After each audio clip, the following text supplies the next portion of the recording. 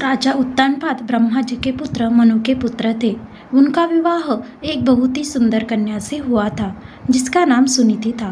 राजा अपनी पत्नी से बहुत प्रेम करते थे, लेकिन उन्हें कोई संतान नहीं थी। इसलिए रानी ने राजा को दूसरा विवाह करने को कहा। राजा अपनी पत्नी से बहुत प्रेम करते थे, इसलिए उन्होंने मना कर दिया और कहा कि दूसरी पत्नी के आने से तुम्हारा स्थान कम हो जाएगा। जिस पर सुनीति ने कहा, मुझे आप पर विश्वास है, ऐसा नहीं होगा। राजा को सुनीति की जीत माननी पड़ी और उन्होंने दूसरा विवाह कर लिया। उनकी दूसरी पत्नी का नाम सुरुचि था। विवाह के बाद जब सुरुचि महल आई तब उसे राजा की पहली पत्नी के बारे में पता चला। यह जानने के बाद सुरुचि ने उत्तानपाद से कहा, जब तक आपकी पहली पत्नी वन प्रस्थान नहीं करेगी वो महल में प्रवेश नहीं करेगी। यह सुनकर सुनीति स्वयं ही राजमहल त्याग कर वन में रहने चली गई। कुछ समय बाद राजा शिकार के लिए वन में जाते हैं और घायल हो जाते हैं। यह बात जब सुनीति को पता चलती है तो वो राजा को अपनी कुटिया में लाकर उनका उपचार करती है। राजा कई दिनों तक अपनी पहली पत्नी के साथ रहते हैं। उस दौरान सुनीति गर्भवती हो जाती है और उन्हें पुत्र रत्न की प्राप्ति होती है जिसका नाम ध्रुव रखा जाता है, जिसके बारे में राजा को ज्ञात नहीं रहता। कुछ दिनों बाद राजा अपने महल चले जाते हैं। वहाँ भी रानी सुरुचि को पुत्र रत्न की प्राप्ति होती है जिसका नाम उत्तम रखा जाता है।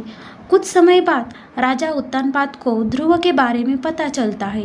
वो रानी सुनीति को महल में आने का आग्रह करते हैं, लेकिन वो नहीं आती। ध्रुव को कभी कभी महल भेज दिया करती। यह सब देख रानी सुरुचि को ध्रुव से घृणा होने लगती है। एक दिन ध्रुव अपने पिता उत्तानपाद की गोद में बैठता है। यह देख रानी सुरुचि को क्रोध आ जाता है और वो उसे धक्का देकर अपशब्द कहती है और उसे छोड़ी हुई स्त्री का पुत्र कहकर अपमानित करती है। नन्हा ध्रुव कुटिया में आकर माँ को पूरा घटनाक्रम सुनाता है। तब माता सुनीति उसे समझाती है, बेटा अगर कोई बुरा कहे तो उसके बदले में उसे बुरा मत कहो, इससे तुम्हें ही हानि होगी। अगर तुम अपने पिता की गोद में यह सहसम्मान बैठना चाहते हो तो भगवान विष्णु की उपासना करो, वो जगत पिता है।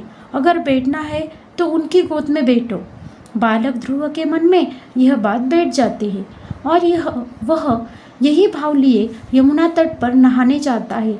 वहाँ उसकी मनोदशा जानकर नारद मुनि आते हैं और वो ध्रुव को भगवान की भक्ति की विधि बताते हैं, जिसे जानने के बाद ध्रुव कठोर तपस्या में लीन हो जाता है। कई महीनों तक खड़े होकर तपस्या करता है। कभी जल में तपस्या करता है तो कभी एक उंगली पर खड़े होकर तपस्या करता है। कभी जल में तपस्या करता है तो कभी उंगली पर खड़े रहकर। निरंतर ओम नमो वासुदेवाय का जप पूरे ब्राह्मण में गूंजने लगता है। नन्हे से बालक की इस घोर तपस्या को देख भगवान उसे दर्शन देते हैं। बालक ध्रुव भाव विभोर हो उठता है और कहता है, मुझे माता पिता की गोद में बैठने नहीं देती। मेरी माँ कहती है कि आप इस सृष्टि के पिता हैं, अतः मुझे आपकी गोद में बैठना है। भगवान उसकी इच्छा पूरी करते हैं और उसे तारा बनने का आशीर्वाद देते हैं, जो कि सप्त ऋषियों से भी ज़्यादा श्रेष्ठ होगा। उस दिन आज तक आसमान में उत्तर दिशा की ओर ध्रुव तारा चमक रहा है।